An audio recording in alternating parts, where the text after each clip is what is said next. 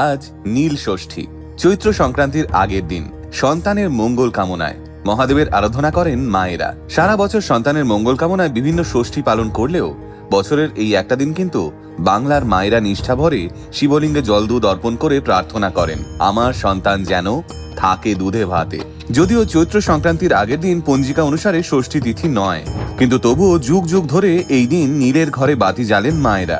কিন্তু জানেন, এই নীল পুজোর দিনটিকে আবার নীল নীলাবতী নামে শিব দুর্গার বিবাহ উৎসব বলা হয়। হ্যাঁ, এই নীল পুজোর সময় থেকে নীল সন্ন্যাসীরা এবং শিব দুর্গার সঙ্গেরা নীল অর্থাৎ মহাদেবকে সুসজ্জিত করে বিভিন্ন গান বাজনা সহযোগে বাড়ি বাড়ি ঘোরান এবং ভিক্ষা সংগ্রহ করেন। তাই নীলের গানকে বলা হয় অষ্টক গান। ওই দিন সন্ধ্যাবেলায় সন্তানবতী হিন্দু রমণীরা সন্তানের কল্যাণার্থে প্রদীপ জ্বালিয়ে শিব পুজো করে সারাদিনের উপবাস ভাঙেন। কিন্তু জানেন, এই নীল পুজো ঠিক কিভাবে শুরু হয়েছিল?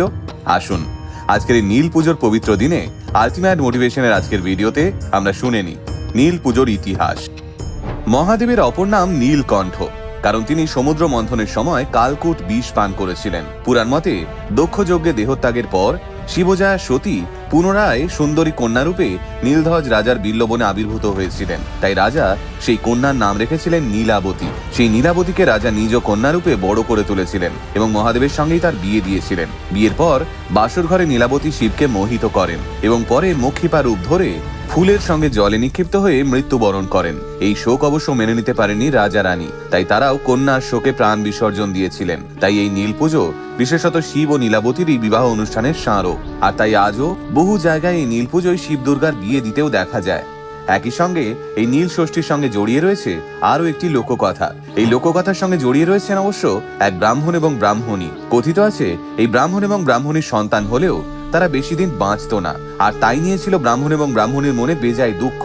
একদিন কাশীর গঙ্গার ঘাটে ব্রাহ্মণ এবং ব্রাহ্মণীকে দুঃখ করতে দেখে এক বৃদ্ধা এসে তাদের দুঃখের কারণ জানতে চেয়েছিলেন। যথারীতি ব্রাহ্মণ এবং ব্রাহ্মণী তাদের সমস্ত যন্ত্রণার কথা ওই বৃদ্ধাকে বললেন। এরপর ওই বৃদ্ধাই ব্রাহ্মণ এবং ব্রাহ্মণীকে নীল ষষ্ঠী পালনের উপদেশ দেন। ওই বৃদ্ধা বলেন, সমস্ত চৈত্র মাস সন্ন্যাস পালন করে শিব পুজো করে সংক্রান্তির আগের দিন উপবাসের পর সন্ধে নাগাদ নীলাবতীর পুজো শেষে নীলকণ্ঠ শিবের ঘরে বাতি জেলে মা ষষ্ঠীকে প্রণাম করে তারপরেই মুখে জল দেবে।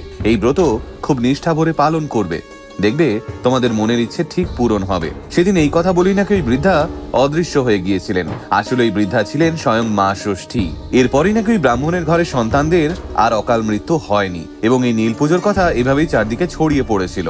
তাই আজ থেকে বাংলার আকাশ বাতাস ভরে উঠবে এক অনন্য লোক ঐতিহ্যের আবহে। আজ নীল ষষ্ঠী, কাল চৈত্র সংক্রান্তি এবং গাজন উৎসব। এই সময় বাংলার নানা প্রান্তে দেখা যাবে শিব ভক্তদের ভিন্ন ভিন্ন রূপ। বহু মানুষ শিব ও পার্বতী সেজে ঘুরে ঘুরে ভিক্ষা সংগ্রহ করবে, কোথাও আবার বসবে চড়ক মেলা।